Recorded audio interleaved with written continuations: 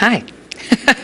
Well, you may have just seen Democratic Congressman Al Green moments ago defending his decision to make the controversial hands up, don't shoot symbol on the floor of the House. Tonight, police groups and their supporters taking exception to that gesture. Neil Bruntrager and James Towie are both attorneys for now resigned police officer Darren Wilson. Mr. Bruntrager also represents the St. Louis Police Officers Association. Mr. Towie represents the Missouri Fraternal Order of Police. Gentlemen, thank you for being here. Let me start with you on that, James. Your thoughts and reaction to that interview? Well, it was very interesting, and we sat here trying to take notes as quick as we could, and he kept wanting to say that there were other witnesses who testified differently. I think what's important in the witnesses that you were speaking about, they exactly told the same story that Darren Wilson told, and nobody heard that story except for the grand jury and the Justice Department. So the fact that those stories from those witnesses that were up there on Canfield, that they matched exactly, is more than significant. Now, the prosecutor in Ferguson said the other witnesses to whom our guest was referring had conflicting testimony. They contradicted themselves and so on. And yet, I ask you, Neil, would anything satisfy the supporters of the Ferguson protesters, the supporters of Michael Brown's family, other than to have this cop's head on a silver platter? You know, I don't know. I would hope so. I would hope that people would listen to the evidence that's out there. But I had to make one note, and this was the thing that I thought was perhaps the most telling. I was talking to a friend of mine today by the name of Russ Mason, and we were talking about this transparency question that has been raised and that the congressman raised in this instance.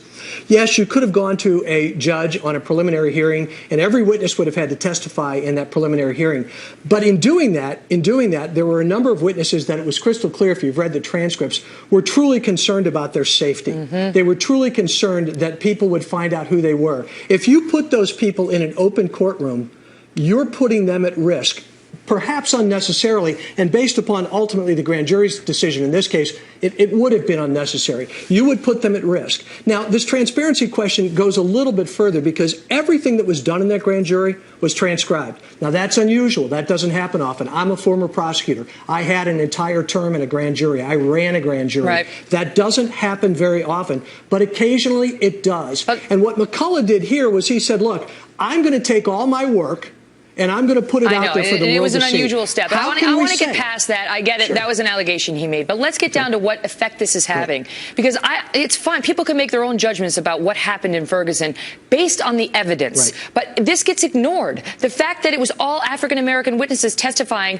against the story being told by Michael Brown's supporters, no one's talking about that. They're just saying it's this race thing where you know, the white cop was out to get the black, now decedent, and there's no testimony about the fact that the white cop story was backed up by the black witnesses who came forward against their self-interest to take his side. And now we've got, James, you tell me, a police officer whose life is ruined. I mean, his career's over. He was forced to resign because you told him he's going to get shot. The first thing that's going to happen if he goes back out on the job is he's probably going to get shot.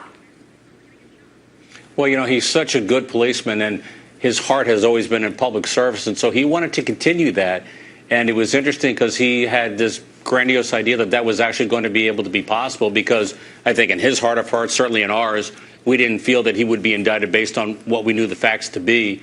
And I had to tell him, I said, well, you understand that your first call in Ferguson is going to be to a blind alley where you get executed. And he got wide-eyed and kind of had to think about it for a minute, and realizing what the sentiment of that community was, realized that, you know what, I'm not going back there ever. And Megan, can I throw in here? Quickly. One of the things that is most troubling to me is the fact that we've adopted as a symbol of this particular event, this hands up, don't shoot, which is based upon a false narrative. I mean, the most discredited witness in this entire matter, no matter what side of the aisle you're on in this, you'd have to recognize that Dorian Johnson simply was not a credible witness. And that's where this came from. And now, so again, there are lots of conversations. And now Darren Wilson's getting death threats. A man has just been charged for threats against Darren's life, and no one wants to hear the side of the story that supports him. Gentlemen, thank you for being here. Up next, we're going to dig deeper into the brutal attack on a couple near Ferguson, Missouri. The husband beaten to death. Next.